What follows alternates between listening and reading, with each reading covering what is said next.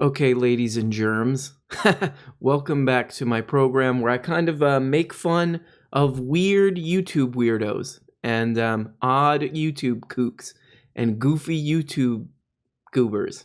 So after the Capitol shenanigans, a lot of these YouTube kooks, these YouTube goobers, are sort of it's kind of funny to watch. A lot of them are kind of backing up. They're kind of backing off a little bit. A lot of them are doubling down on the Civil War talk and the foaming up the rubes, but some of them are like, ooh, this could cause me financial trouble. So you can hear the truck backing up a little bit.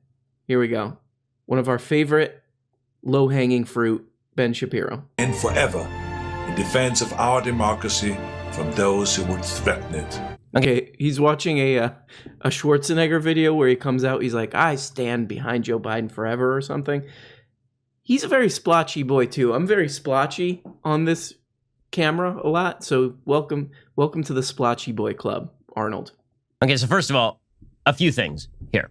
One, all the best to President-elect Biden in his new term, so long as he does things that obviously defend the rights of the American people. I wish him the best when he does things that are good for America, and when he pursues policies that I think are bad for America, then we should oppose him, just as we would any other president. Oh, very, very rational. Very rational, right? Let's go back about a month. No, just a couple days ago, actually. What can be done? What can be done to turn back this tidal wave that is coming for you and coming for your family and coming for your church?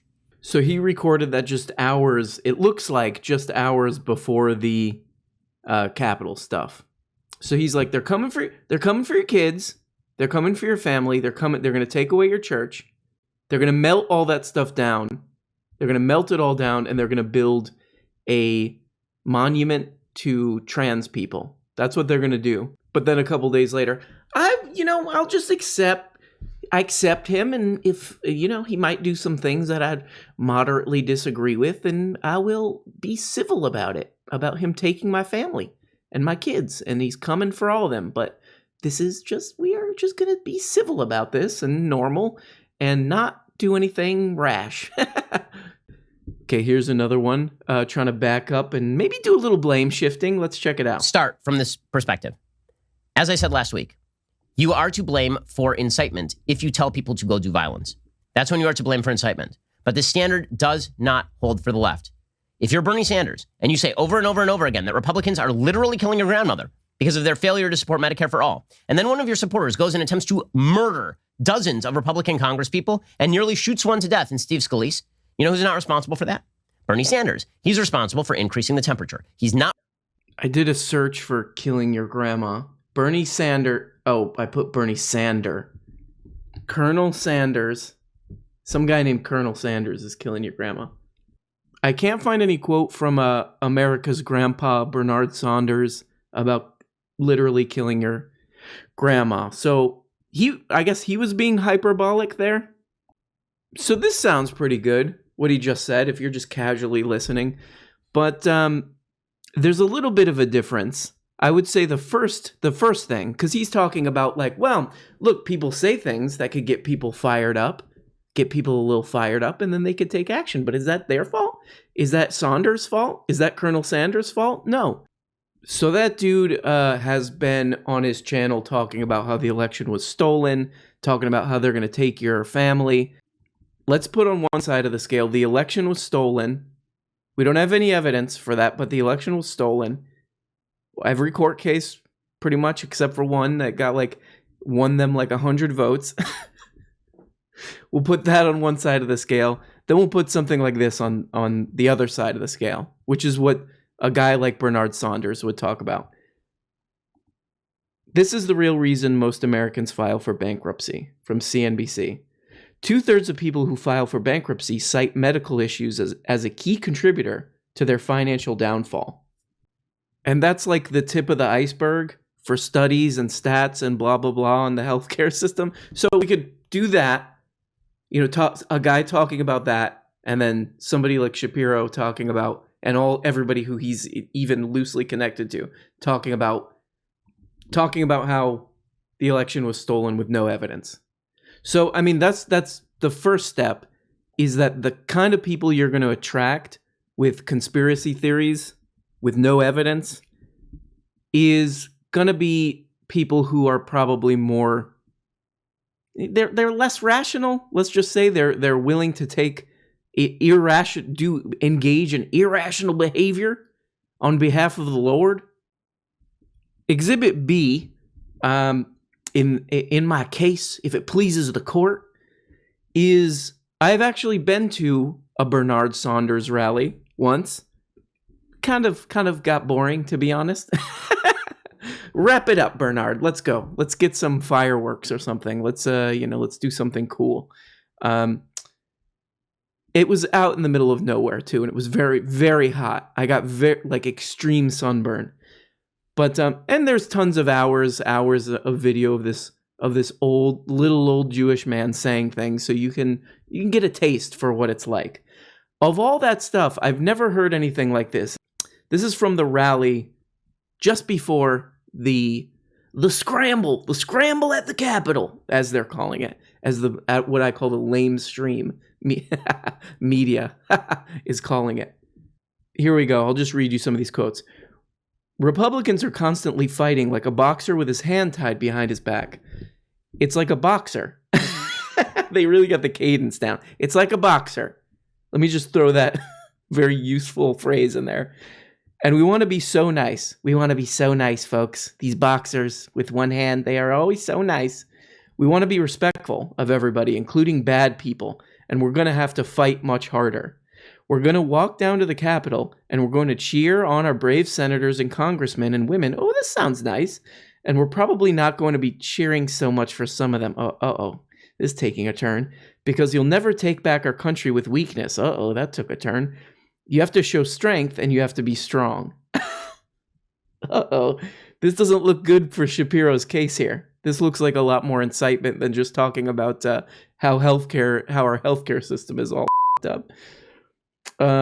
Trump told the crowd that, quote, very different rules applied. Here's the quote.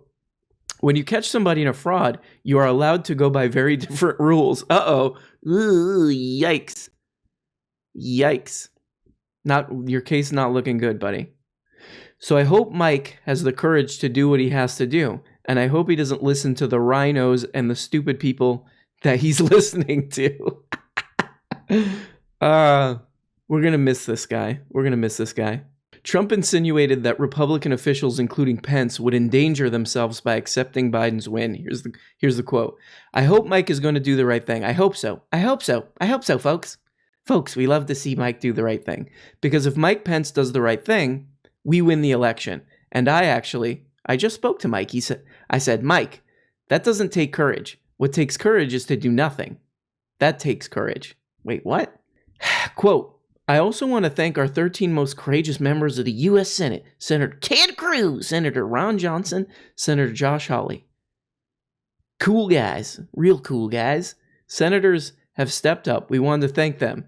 I actually think, though, it takes, again, more courage not to step up. And I think a lot of those people are going to find that out. And you better start looking at your leadership because your leadership has led you down the tubes. Now the case gets even worse. Trump suggested that he wanted his supporters to stop the certification of Biden's electoral win, not just protest it.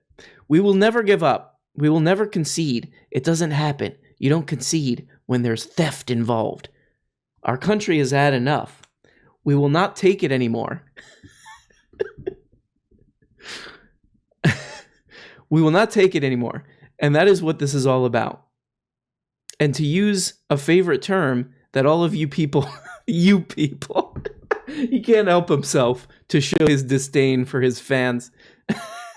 And a favorite term that all of you stupid people really came up with, we will stop the steal. You will have an illegitimate president. That is what you will have. And we can't let that happen. These are the facts that you won't hear from the fake news media. They don't want you to talk about it. We will fight like hell. And if you don't fight like hell, you're not going to have a country anymore. This is beautiful. You gotta love this.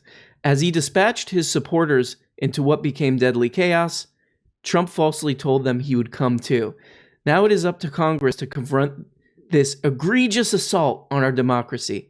And after this, we're going to walk down, and I'll be there with you. So weirdly, I mean, yeah, I was looking for him in all those pictures in the Capitol, as I call it, because I'm kind of a clever, like a clever, really funny comedy guy.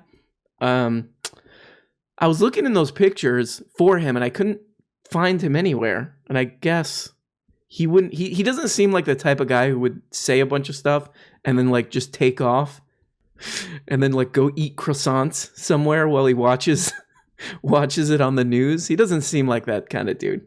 So Benjamin Pepino went to Harvard, and he just said like Bernard Sanders moaning and belly aching, as he always does, about the healthcare system, which is the leading cause of bankruptcy in the United States. He compared that to everything we just read, what this guy's saying. My dude, 2.5 million subscribers on YouTube. I can't look at my podcast app suggested podcast without seeing his face and the face of at least like 10 of his friends, Daily Wire friends. And this is funny. NPR actually did a story a while back where they were kind of comparing fans of Bernard Sanders to Trump. So I'll read you this quote. Rhetoric during the 2016 presidential campaign, though, was hyperbolic on both extremes. Okay, so this kind of might support his case. There was notable online harassment from so-called Bernard Bros, Bernard Brethren, and Trump himself got Secret Service attention when he said this at a rally about Hillary Clinton. Quote, if she gets to pick her judges, nothing you can do, folks. Nothing you can do, folks. Although the Second Amendment people, maybe there is. I don't know. Uh-oh. Yeah. Uh-oh. That doesn't sound good. So this is kind of interesting. I've been watching all these Benny Pepino videos, and now I'm getting targeted with ads like this. Here we go. And by the way, you missed I wish I would have started recording at the very beginning, because they literally said from the Ching Chong Bing Bong collection. Why are you so ugly? Why are you so ugly? Find our Ching Chong Bing Bong t-shirts and much more only at the Chinese tea shop, where we're spilling all the Chinese tea. A portion of every purchase at the Chinese tea shop is donated to the Hong Kong Democracy Council, the UHRP, and the International Campaign for Tibet. With your help, the Chinese tea shop is proving that we don't need to choose between success and morals. It's time to stand up to the CCP. Go to ChineseTea.shop to learn more. 法克语，习近平。 These people know that people in Hong Kong are Chinese too, right? That they speak Chinese?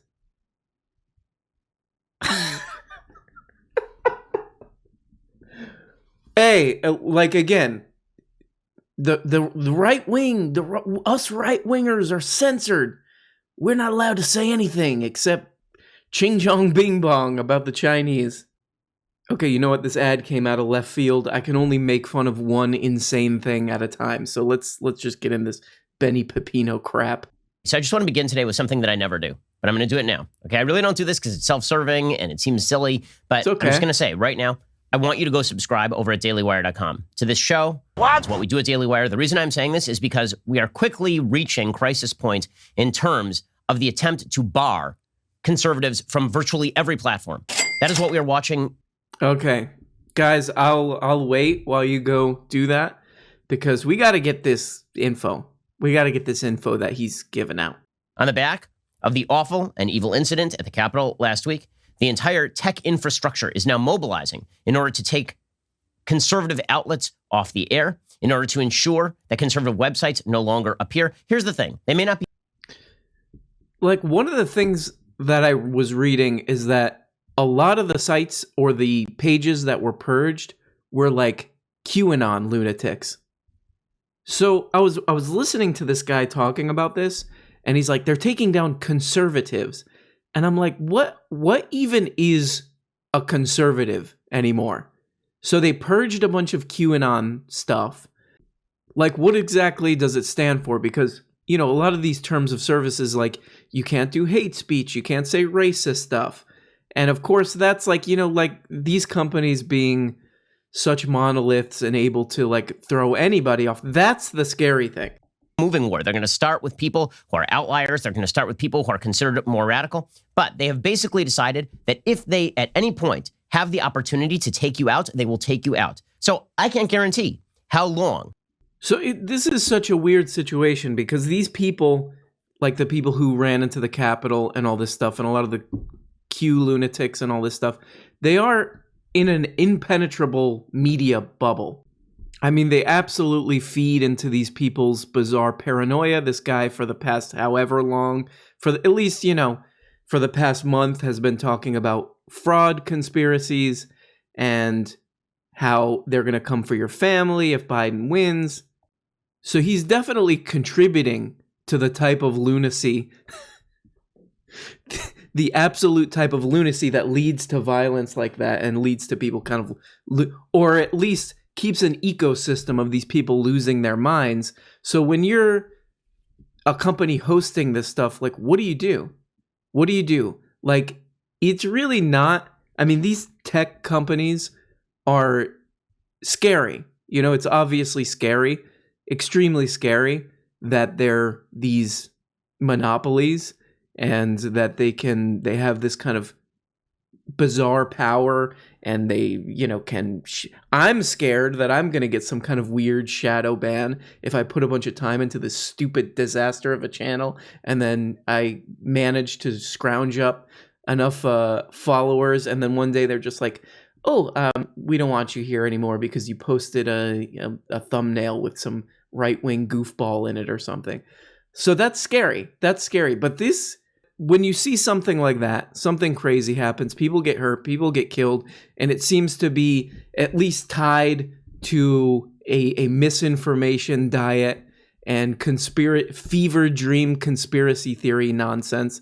It presents a dilemma to these companies.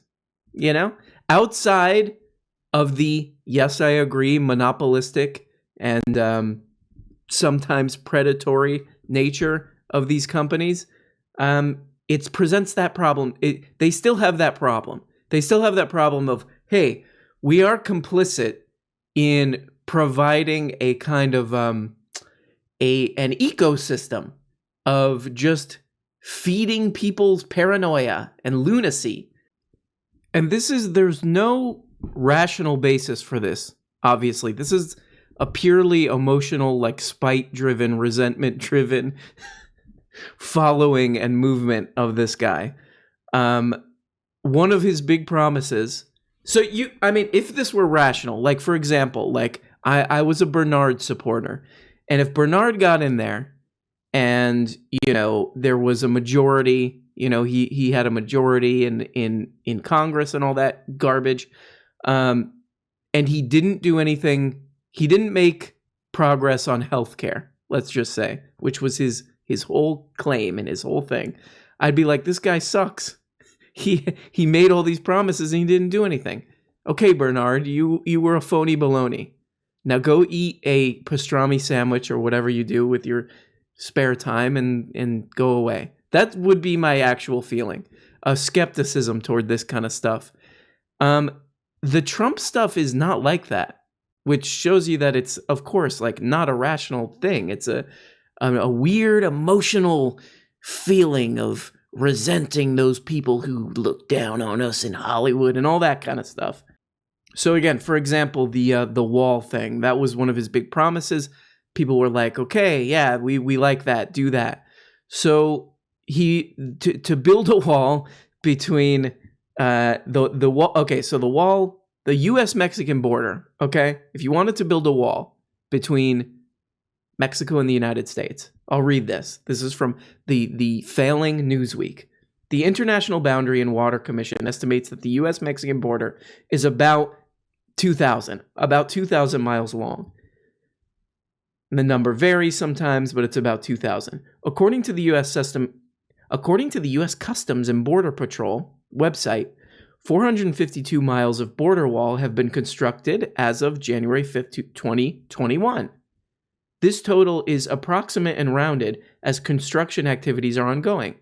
Only about 80 miles of primary and secondary barriers were built in areas where there were previously no structures. So in other words, we did 80 miles. So you would think if these people were like going by the results of the things that they wanted, they would be like, oh, this guy failed us. Let's get somebody else in there.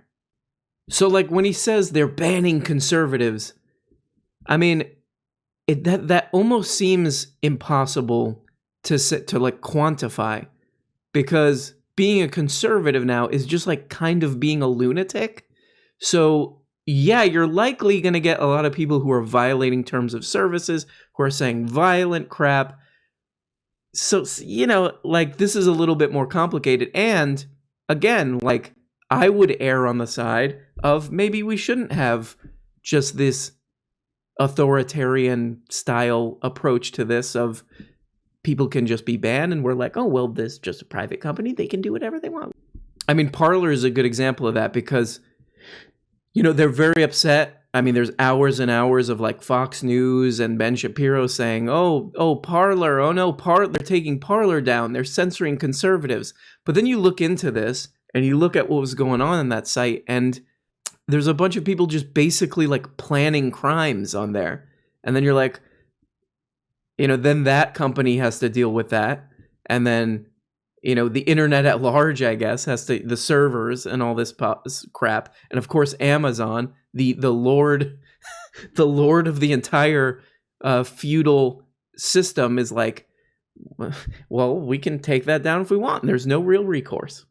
It's like these people are not going to confront something like that, and they're going to keep whining and pretending like they're going to get their little dipes in a twist because they have decided that they're being censored, when it's really just that they're too stupid to follow terms of service crap and keep the dog whistles at a low volume, so they get themselves banned. So Benny Pepino, I call for. I would like to formally call for a full ban of Benny Pepino. Oh! He deserves it. Kick him off. Give him the boot. All right? He gets no more of that. And then once we kick him out, we're going to lock the gates on him. But this is the kind of thing, unfortunately, that we're seeing in large parts of the country. So here, this is a story. This was part of the Capitol thing. Man with assault rifle charged with threatening Pelosi, officials say. The Department of Justice said on Friday that Okay, here we go with the name. Okay? I don't want to get into that kind of stuff, but the Department of Justice said on Friday that Cleveland Grover Meredith Jr. was one of 13 people who had been charged in federal court after a violent pro-Trump mob stormed the Capitol. A man who had an assault rifle was charged with threatening Nancy Pelosi, the House Speaker, after he traveled to Washington for the pro-Trump rally on Wednesday and sent a text message saying he would, quote, put a, quote, bullet in her noggin on live TV, federal authorities said. That's another thing that's kind of interesting about the Capitol thing, again, is that when they actually broke in, they scrambled around, got arrested or whatever, and then got kicked out. If there was some coherence or some kind of any rational or a belief system behind this that made any sense, maybe they wouldn't have just like taken selfies and go to my Shopify store and get my Own the Libs shirt or whatever. Maybe it would have been interesting if they stand in the Capitol, they stand in the Senate chambers or whatever, and they're look, here's our demands. What would those demands be? What would those demands be? Eternal Trump presidency. This is unfortunate, and I'm definitely going to get shadow banned for this one, but I'm literally just telling you what happened. Two things happened while I was watching this Benny Pepino video. One, I got an ad where a guy is doing a racist Chinese accent, and saying ching chong bing bong to sell his merchandise to the lunatics who watch Ben Shapiro. And I got suggested a video with an Asian guy where the headline is, God just showed me how Trump actually will actually rightfully sit a second term.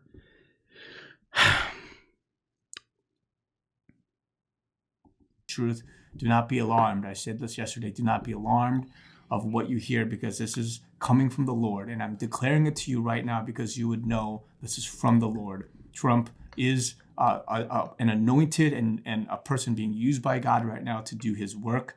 And I'm declaring that to you now ahead of time so you would see the glory of God. And so I'm going to just summarize. This dude does have a pretty good, I got to get in on this game. This dude does have some pretty good subscriber numbers. This was, oh my God, wow.